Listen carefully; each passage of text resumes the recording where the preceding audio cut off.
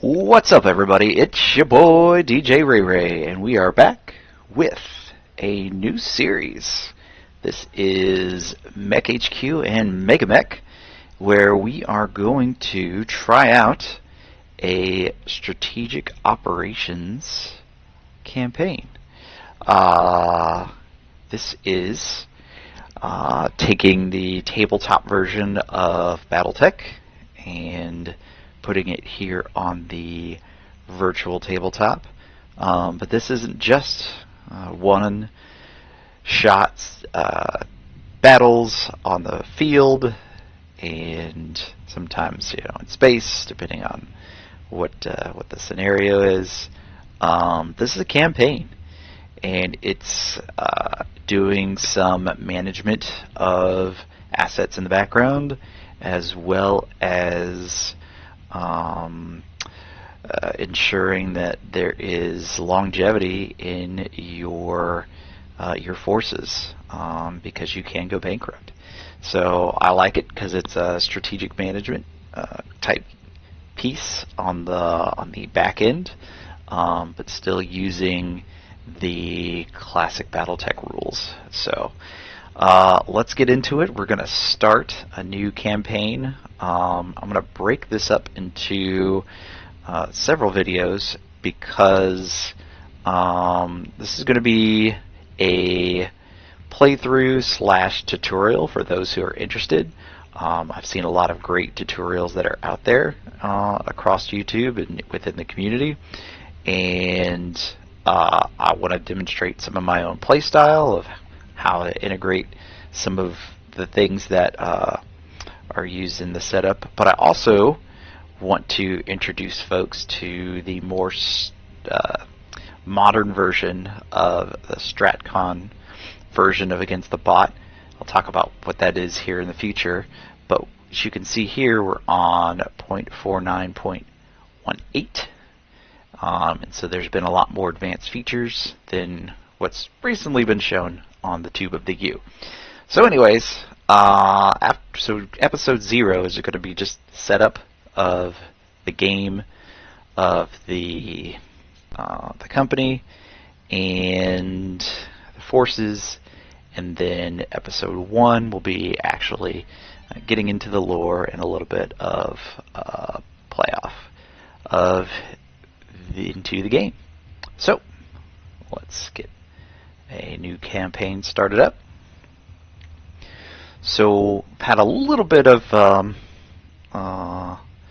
forethought on how we want to do this, and so essentially what we're wanting to do is we're going to do a mercenary campaign. So we're going to have elements from the very old Mercenaries book, but there's also a Mercenaries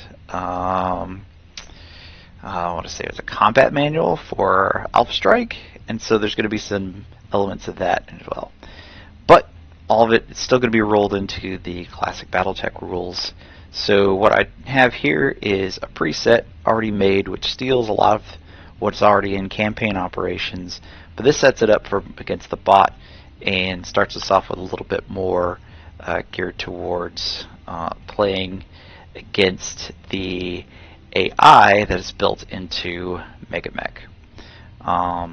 So we're going to go through and load up those presets, and then I'll kind of walk through each one of those, why they're there. So that's more of the tutorial portion. And of course, if you've got thoughts and feedback, you can put that in the comments as well on the video. So we're going to start in 3050. This is the beginning of the clan invasion. I might talk about that a little bit more, but you can definitely go to sarna.net and learn about the different eras. But we're going to start in the clan invasion era, just because I've been playing a lot of Secession Wars and on tabletop and with Classic and Alpha Strike, and so I think it's time to advance the timeline a little bit more. Plus, one of the good things about MegaMek is that it does a lot of the advanced rules for you automatically, saving you a heck of a lot of time on rolls that you would normally have to roll out on tabletop for some of the advanced rules. So we're going to start on the 1st of January, but that is really just going to be where we start our search for work, because when we build up our forces, we are going to have a little bit of simulated time several years before. So yep, 3050, January 1st, and into MegaMek. Okay, so we're going to hop up here real quick and go through the campaign options. So I'm actually going to, in the background, I did use ChatGPT, and I asked it to make me I'll tell you what I actually did. I said, please provide me a name and background for a Battletech Mercenary Company named after a Roman soldier type. So one of my testing playthroughs, I had to put Hastati. And so what it gave us was the Legionarius lance. So I'll pop that in here. So this is going to be what's called our command. So this isn't necessarily a unit, but it is kind of the top of our tier. It's sometimes when you say company in mercenaries, some people are thinking company as in like, hey, this is my LLC, and this is my big corporation, and all that stuff.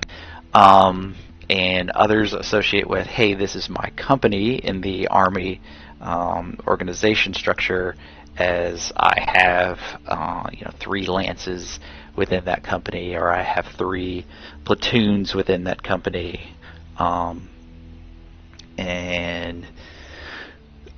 So this is when we're talking about the lance, even though it has lance in here, it's going to be really confusing, is that this is the command, and then we're going to build out a more military armor focused type of a structure within our TO and E. Talk about that in a little bit more. And let's see, so we'll just see, is there anything that looks kind of cool? That's kind of cool. Romans mounted fusiliers. That's a awesome looking thing. And then for an icon, yeah, I don't know if there's anything in particular that we want. I mean, we're going to kind of generally, come from the periphery, but there's nothing that really completely stands out. Tell you what, let's pop in the RimWorld's Republic. No, there's not. They're somewhat decimated in the lore, but that gives us something to start with. All right. Anything I missed in here? Probably just campaign ops. So there could be the force manual or the field manual mercenaries. I've talked about that. It's the old book, but we're going to use campaign ops and no modifiers. Okay. Things that we are going to get after is we're going to use the eras to modify repair rules. So basically, hey, are we in a state where our technology globally can keep up with these mech machines? The tech assigned to top of the unit and repair reset, those are all kind of preferences. Those are things for management in the repair bay. I'm not going to worry about those too much. We are going to use quirks, and we're not doing any margin of failure. Equipment, hit in combat survives roll of 10 or better. I'm not sure if that's necessarily implemented or not. Yeah, I'm pretty sure they all kind of get hit. Maintenance checks. So maintenance modifier and maintenance cycle. So per campaign ops, it's 30 days in your peacetime operations and 7 days in wartime. We're generally going to keep it at 30 just because it kind of makes it a little bit easier to anticipate when it's happening. Plus, also, we'll make these modifications there, but when we do maintenance, I'm actually going to apply extra maintenance time to those checks just to keep us from, how do I say, wearing down our units before they even get to the battlefield. Again, more on that when we get to traveling. All right, quality modifiers, yes. Reverse the quality names. A is best, F is worst. And then this is unofficial. Damaged parts, they're already at its worst quality. That's more of, hey, instead of damaging something when it's, top tier, you maybe were trying to do some maintenance on it and you didn't put it back together as well as you did before, but you didn't destroy the thing. Usually something that's got to be pretty on the low end of quality, and times has been repaired, etc. Before it breaks, so it kind of gives it a little bit more tolerance. Again, helpful if we're taking random rolls for who our mech techs are going to be, and we'll have some greens and ultra greens in there, and the chances are they're going to suck. All right, moving on.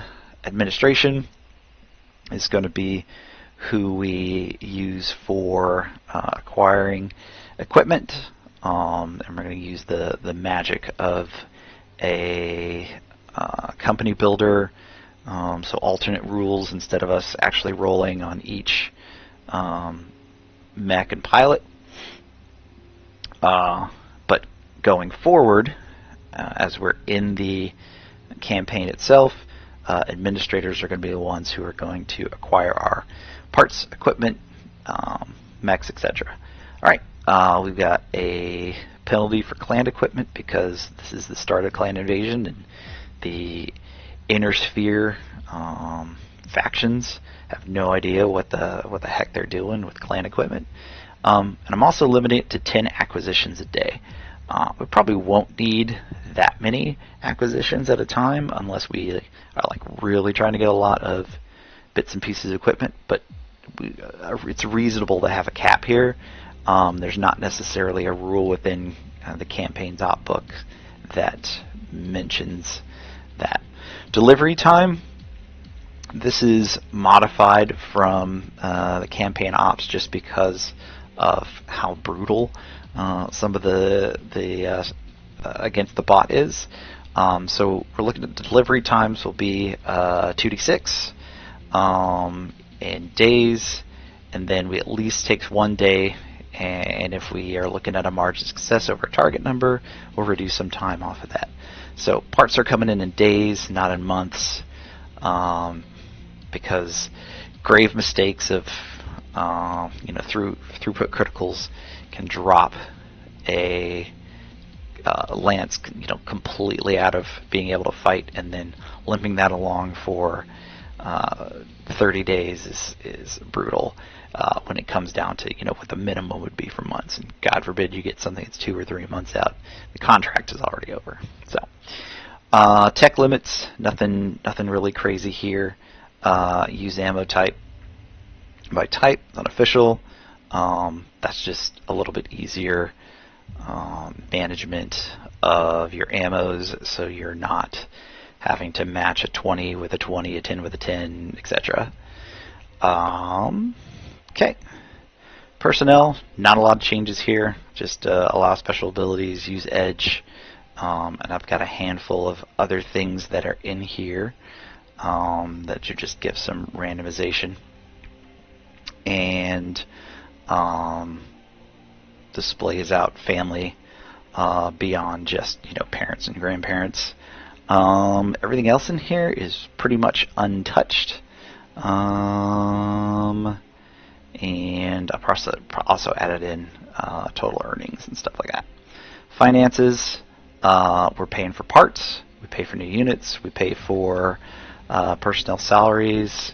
A lot of these other pieces are kind of go into, they're taken care of by campaign ops, kind of doing some abstract repair and management. We can sell parts and units, pay for personnel equipment or recruitment. Nope, we're going to leave that all up to the role. And so here's two things: the campaign operations peacetime operating costs. So it takes the value of your units and use the multiplier for peacetime, and then expanded spare part modifiers. There's some modifiers out there for when you're trying to get your spare parts. Okay, right here, don't have any modifiers. I was considering putting something here for clan tech to be more pricey to buy, but I think it's just going to be rare to find anyway. And based off of the era, they're going to be expensive as it is. All the rest of these should be default, except for used parts. I think I did do these modifications here for used parts, where you can actually get a little bit of value out of them, especially if you're going to salvage up some items. All right, mercenary, nothing changed here except for maybe based on equipment sale value. Again, going back to the, hey, I've got higher quality parts that are out there. Let me get a little bit more money out of that. Experience, I did change some things around. Feel free to stop the video at any of these if you want to mimic some of the settings. But most importantly from here is that you get XP for doing scenarios, you get XP for kills, and the workers are getting XP for tasks. Even administrators are, if they're doing work, they're getting some experience as well. This is helpful because I am letting the other folks be able to use Edge. So if they want to buy some Edge with their experiences, they can do that. Edge is, in short, a reroll of, if you didn't like the roll, you can grab it. Nothing significant changes skills. Same for special pilot abilities. No changes to the randomization. For rank system, we're using the Star League Defense Force. Again, more preference than anything, but I'm familiar with it because I'm familiar with the U.S. military ranking system. Portrait generation, everything's getting, and they use their original faction for their assigned names coming from there.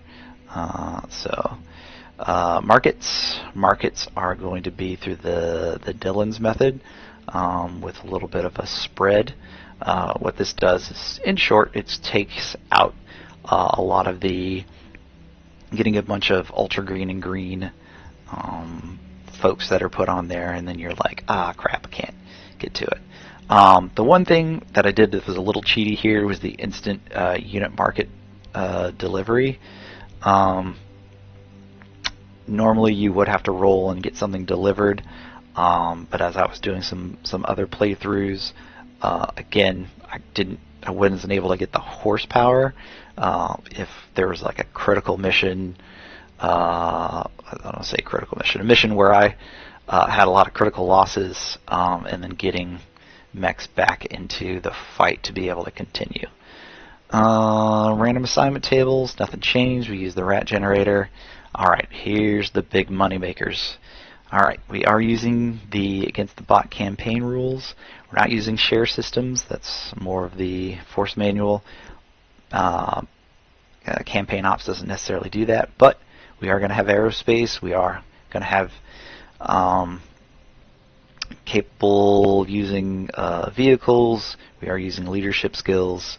We're not going to give any penalties for anything below a company unit size, because we do plan to grow the unit, but we will take a look at kind of what the organization looks like for what we are building out, and we are doing 3 lances per company. Okay, so intensity. We're going to drop this intensity down to 0, and here's the reason why. because we're going to go down here and we're going to click on Use Stratcon Campaign Rules. So by doing this, we're going to be given the map, the Stratcon map of our contract, or a track map, and within that map we're going to be able to maneuver our units around, do reconnaissance, basically play a battle force or strategic battle force kind of approach. From the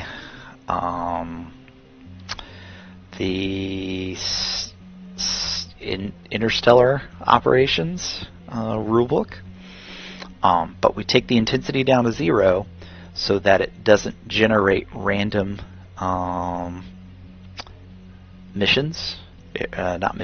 random scenarios to carry out within the larger mission, because then that's not accounted for, and it will drain our resources a lot faster. Last things in here, so for our ratios, mechs, and vehicles, full up mech is a 1:2 ratio with a mixed, which is also 2 ratio with a mixed. Normally this is like 1:2:3. I brought the vehicles down because vehicles, okay, but not great. Allow enemy VTOLs. We're not now. We may change this later, because I don't have anything against VTOLs, but also know that we don't have our own VTOL force. And when you think about reconnaissance, who's going to get kind of view of the battlefield faster, they may have a slight advantage until we get a little bit further in the campaign.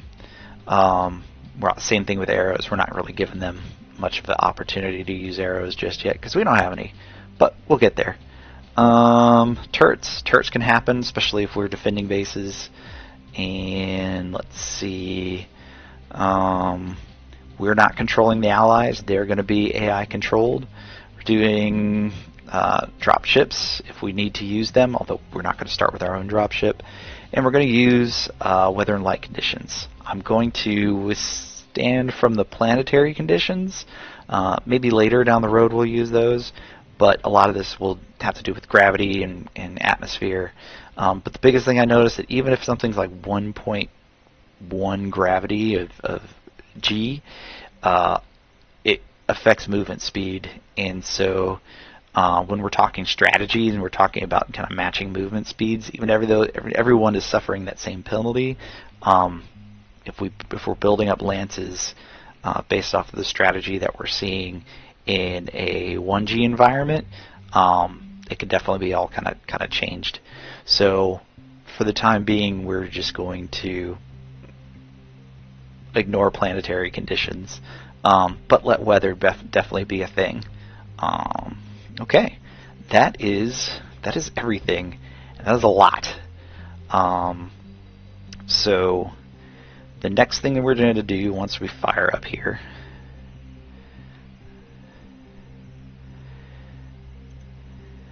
is we're going to get our stuff. We're going to get the things that are going to make this this campaign worthwhile, and that's the mechs, the people, all the stuff. And so before we go too far, what I do want to do is go into game options, and I want to load in a set of game options here. And the reason I'm going to do these game options right here and quickly get to my own documents. There we go. Battle back manual against the bot. Okay. So again, this is an episode 0, kind of showing what options and what configuration I've got. Be much more exciting and interesting things when we get to episode 1. But basic options, we are going to do some blind, use the blind drop rules and the double blind rules. So essentially, since we're playing against the bot, it's going to be way easier than it is in a tabletop game to not know where the enemy is, and that will have to have line of sight. But also with the real blind drop, when we start the game, we'll have a general idea of where they're going to deploy. We don't necessarily know where they're going to deploy and what they're deploying. We can go into MegaMek before it drops, and we can open it up. We can see the individual units. That's a little cheaty. Really, we're going to look at the battle value and make sure it's somewhat balanced. Another thing that's on here is flamers. Flamers are going to not only do heat, but they also do damage as well. And I think that is it. Not using turn timers. Yep, that's all the good here. Victory conditions, we're going to skip all phases. That's important. If I've ran into this before, you get into a continuous loop. If your forces, leave the board, then you are unable to exit the game and go back to MekHQ when you type in the victory command to do that. So that's just going to save us time. Variable tech level, that actually comes from the MegaMech rules, or I'm sorry, the campaign ops rules that we started off with. So minefields, we've got hit units, we've got double blind. We're also hiding some of the messages so that we don't get cheaty. We are using beagle probes. We are using electronic countermeasures, so our mechs can switch modes. We're allowing the Angel EMC. If there is a wreckage on the battlefield, or I'm sorry, if a mech is destroyed, it does provide, it does turn that hex into a wreckage hex, providing a penalty for movement. Skin and teeth injection. This is a little bit more, lets the pilots be less squishy. We are using quirks, and as I walk through this, and you may have noticed it in my save file, I'm really using a lot of the options from the Battle Mech manual that are there and available to use, versus going all the way to the tactical ops book and pulling everything out of there. That might be a bit of an overkill. We are going to have floating criticals, so criticals don't always hit the center torso. They can hit other parts of the mech. So watch out, arm ammo. Why would you put ammo in arm? I don't know, but watch out. They are going to be able to fire while prone. If they're missing an arm, they're just going to prop up with that arm and get the +1 to their hit base. And we will have the ability to start fires in places that are flammable on missed attacks. Won't happen very often, but normally in a tabletop game, that's a lot of rolling after firing weapons to see if they work, and it easily just integrates it into the gameplay this way. So we'll take it. Burst fire is there for machine guns, makes them a little bit more viable beyond anti-infantry, and retractable blades, just in case we've got any mechs with those. Also, there's some some glancing blows and direct blow, those type of things. Those are built in with the quirks, so they're per mech, not per kind of overall use of the game. Moving over to our ground movement, so, we're going to allow sprinting, standstill, and evading. I thought about putting evading on here, but it wasn't in the Battle Mech manual, so I'm going to leave it off. But we are going to have, for every 20 damage taken, that's an addition to that pilot skill roll. Backwards movement, allowing you to climb at least one level moving backwards. I think that's super helpful and it's super realistic, especially when you're trying to get away. We're also given the option to carefully stand, especially when there are bits and pieces on a mech legs that are destroyed. That will definitely help you out.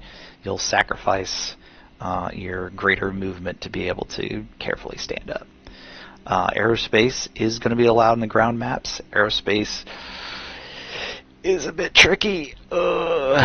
I've done some aerospace in some of my offline campaigns, and you do need to plan 3 to 4 turns ahead.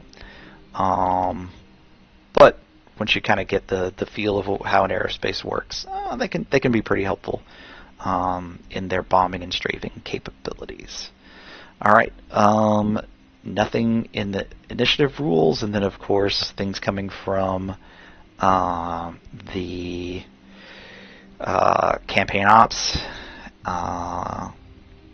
settings, as we are being able to use Edge and Commander Initiative and Special Pilot abilities.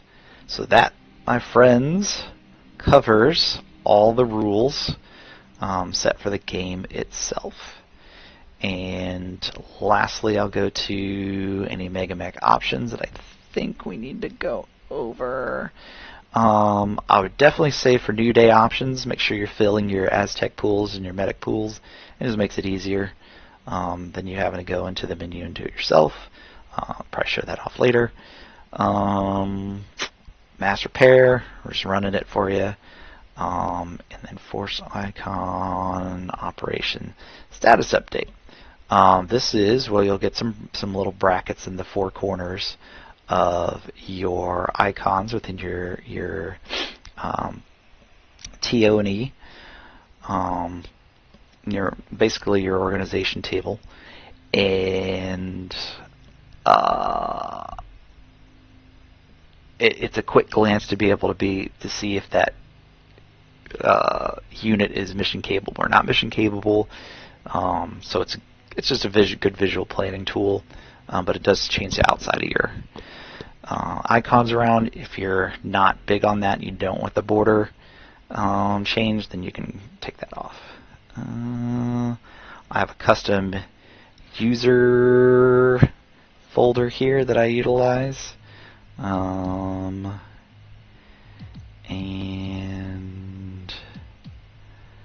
I do show the contract's search status in case I ever wanted to do that. Alright, so got just a handful more things and then we will generate. So we've got the map. As you can see, I do have the search radius kind of huge on here. We might trim that up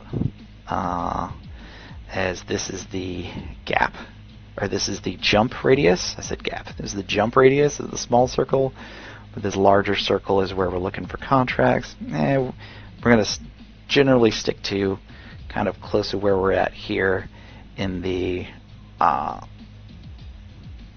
Federated Commonwealth.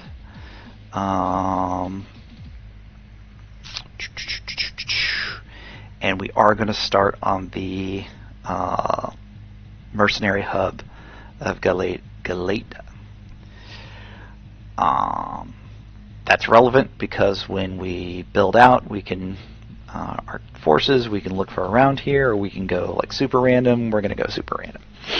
Okay. Let us go ahead and build out the company. Okay, so we come here to the company generator. We are mercenaries, and we are going to create one organizational company and no individual lances at this time. We're going to have 3 lances per company, 4 mechs per, and we're going to keep the standard starting gear.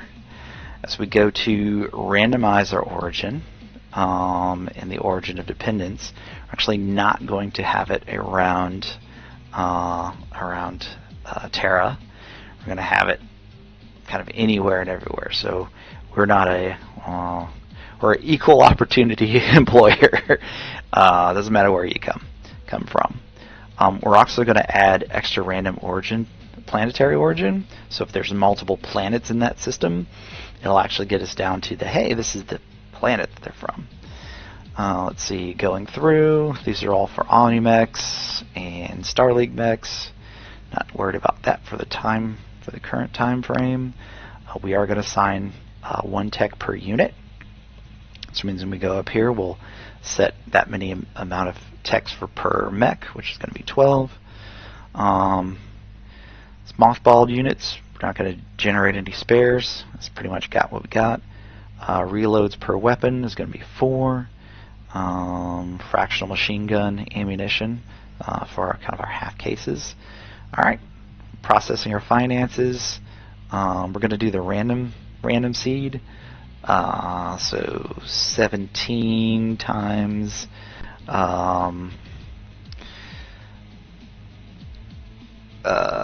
is kind of 17 times a d6 is a little bit low. So let's see. Let's bump this up to 25. And then we'll make sure we at least have the 3.5 minimum float. I don't think it'll be too bad. We're not starting with a loan, and we are paying for all of the things. Moving back onto the right side, so as I mentioned, we want a tech per mech, which means we don't need any mechanics, no aerospace. We are going to have 1 doctor, and we're going to have, it's going to start off with 4 here, but we're actually going to have about 8. So we're going to have 2 of each of our administrators. A little bit of an overkill, but we're kind of giving ourselves a bit of an overhead. It ultimately comes up to be like 11, I think, if you get a decent roll with with your commander. But if we maybe don't get a great commander, we have an overhead of 2 just to make up the gap. All right, let's see. All of these are generally going to be default as we assign the officers. I think I was going to roll officers individually. Journey captains, assign commander flag.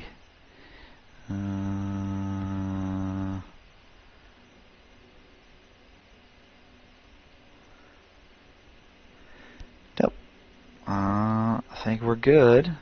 Okay, so here's a starting simulation. So we're going to go back 5 years, simulate some marriages and some procreation, all that stuff. We're going to use our Alpha Bravo Charlie Delta verbology. We might end up changing those around. And use faction logo for the origin node. Maybe we'll come up with a custom one later, but right now not so much. And then all of these force limits, they're going to stay the way they are. And we are going to generate our company. And it's going to tell us, yep, we put a lot more text in. Again, that's the difference between campaign ops and force manual. And now in our log, we'll see that we've got all of these personnel added, as well as some mechs. So let's see what we've got. Alright, so we've got Alpha Company, which is a heavy company consisting of an assault lance and 2 medium lances. We've got ourselves a leader. We're actually going to change the leader's name based off of the background created by ChatGPT. So we won't belabor on that. Let's see. So we've got our Zeus, Highlander, Crusader 3K, And our archer. Got a big honking stalker. Standard Phoenix Hawk. Cicada, which will probably be a well good spotter for the stalker. And probably about a light but to mid-sized Vulcan. Okay, we've got our Dervish here. Hermes.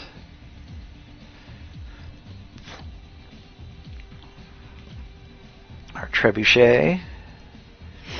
And our Griffin. Alright, so I'll probably analyze these a little bit more in episode 1. But just as of right now, looking at Alpha Bravo and Charlie Lance, it's a pretty good mix. I'm going to say we probably got much more of a brawler here in the Alpha, a little bit more of a fire support going on in Bravo Lance, and Charlie's, it's almost like a striker. And I say that because it's not a Scout Lance. They're not fast enough to kind of get ahead and be a pure scouting. But they are faster movers. And there's something, so 5'8" out of the Trebuchet, 6'9", and a 5'8'5". I think the Griffin's a pretty fast mover too. Yeah, 5'8'5". So we can kind of see this more as a striker lance, something that we would put on the outskirts of a map and try to use them in a more flanking type of situation. So good setup. I like it. And I think the last thing that we're going to do before we go is we're going to go to this pilot. And we're going to, actually there's two things we need to do. First is we're going to set up, edit here, and we're going to put in our pilot, who's going to be Marcus. I'm going to jack this name up. Ariolus.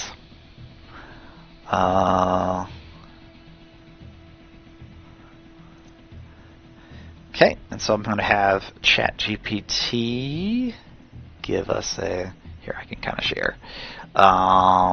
So there's a description here. Maybe I'll drop it in the comments, but provide a call sign for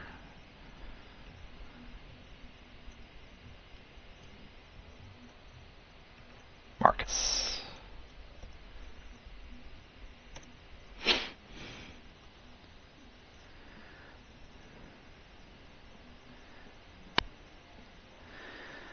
All right, Centurion, even though he's not piloting one. He's piloting a Zeus.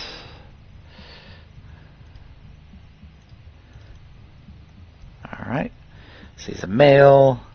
Didn't really give a background on him. 23. And wow, he got no skills. We're gonna have to fix that one. He had no tactic strategies, negotiation, or leadership skills in the role, which is a bit of a foul.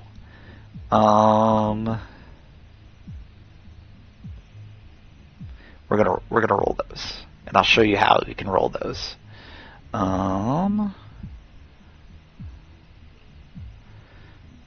But he is at veteran skill level. We will randomize the, where's our random?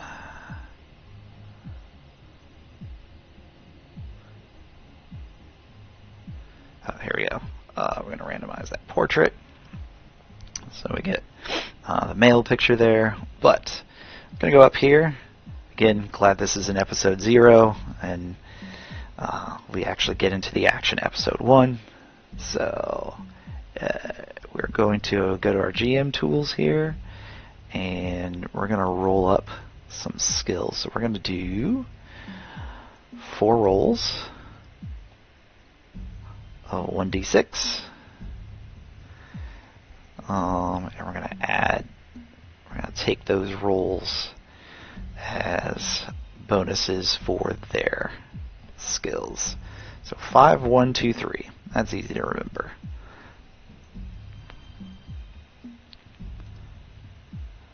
Alright, so we're going to go tactics, strategy, negotiation, leadership. So he's going to have, so I can kind of make a decision of kind of how I want to put those. So we're going to do 5 there, tactics 3, strategy 2, negotiation 1. You know, a D&D light, if you will. But that's important because that helps us, you know, gain what our contract is going to be. The other thing we need to check on real quick, because this has got me in the butt before, and there's a quick way to check it, is we need to look at our techs, and we need to make sure that our techs are at least at a minimum of a green. Any ultra green techs first starting off really dork with calculating your score for your unit rating. But a quick way that you can tell is if you have 72 Aztecs, meaning that you have covered down for each of the 12 mechs that exist, and then your temporary medics of 4. That means your doctor is also at the appropriate skill level. In fact, just out of curiosity, let's see what our doctor... Nice. Veteran doctor, and she's at a 7+. Good deal. Alright, so that was the last thing that we were going to check.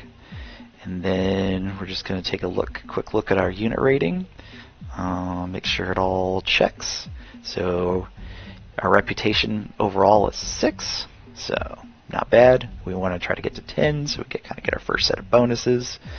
But we're a green unit. Totally makes sense because 5 of us are green, 3 are veteran, 4 are regular. We'll work on that through some training missions. But Marcus, with his leadership skill of 5, helps add in some bonus there. We got a clean record.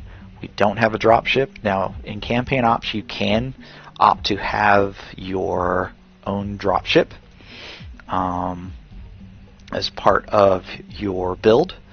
We're going to forgo that now, and that's why I gave myself so much cash capital in the beginning, is because it felt like we needed to kind of work up to that. But it also gives us some more flexibility and to say, hey, how do I want to get after finding and applying for a ship, or maybe we might get some sort of cool deal, RPG style, or RPG. Yet no, we're not going to shoot a grenade at him. We're going to role play out. We might be getting some sort of acquisition as the clan stuff is happening. And then down here in support, you see that we have 13 admin support, and we have 10 that are needed. So we did go, when we added our 8 for admin, it did go ahead and cover additionally. And so since we've had everything met right here, it'd be 0. If in your own campaign you see that maybe this is you need the 12 and this one ends up being like 11 or 10, that's where you go into your personnel roster and you make sure you don't have any ultra greens in there. If you do, GM mode, bump them up and get them to the right level, and then also make sure that you fill in your Aztecs, and then finally make sure you have enough administrators. And that should take the -10 or the -5 out of here, so you at least have a positive net in your unit reputation. Alright folks, so this is where we're going to put a cut into the video. We're going to come back and we're going to introduce the unit in